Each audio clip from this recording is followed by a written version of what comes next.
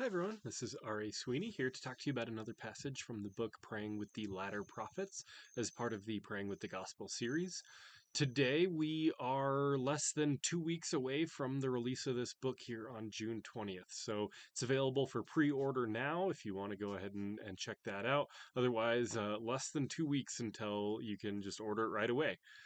So excited about that. But today I wanted to talk about Isaiah 35. There's a little conversation going on in verses 2 through 4 there.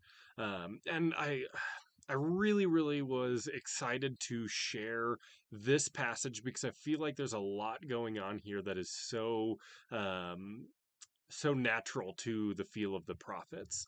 And so God's speaking through Isaiah, and he's giving Isaiah words to speak about how people haven't been following his ways and how they need to turn from their ways and repent. Otherwise God's going to be forced to act, and it's going to be destruction and devastation and all these bad things that God doesn't want to have to do, but he's going to do because he has to.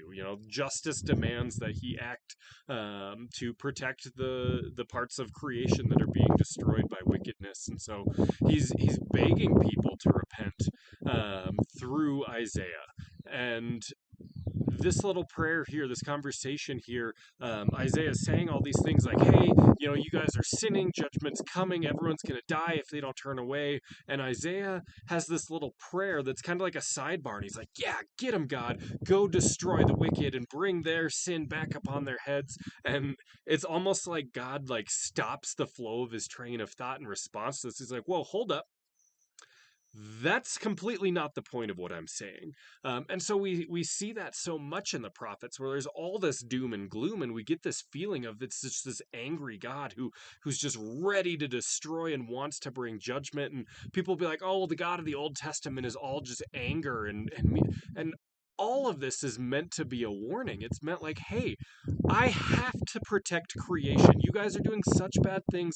I'm going to have to act. So please don't make me get to that point. I'm warning you that you're bringing your own destruction on, and I don't want that to happen to you. So it's a warning, not like a threat. So one, I feel like that's so like God and the prophets to just be warning people. But the other is this little sidebar conversation. Throughout the prophets keep having these little sidebars or these conversations with God where they're trying to understand themselves what God is speaking through them. So I really liked that here.